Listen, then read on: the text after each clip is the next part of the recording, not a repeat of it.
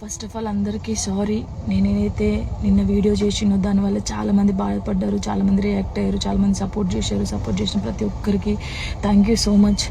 నేను చాలా రోజుల నుంచి అన్నీ చూస్తూ ఉన్నా, నేను ఏది ఎప్పుడు పట్టించుకోలేక, కానీ కొంచెం బాధ అనిపించి డిప్రెషన్లోకి వెళ్ళిపోయాను. ఎక్కడ నా ఫ్యామిలీ బాధపడుతారో నాకు చెప్పలేకుండా అని ఆ సిచ్యువేషన్లో అన్నీ ఆలోచించి డిప్రెషన్లోకి వెళ్ళిపోయినా తప్ప నేను ఎవరికి భయపడేదాన్ని కాదు.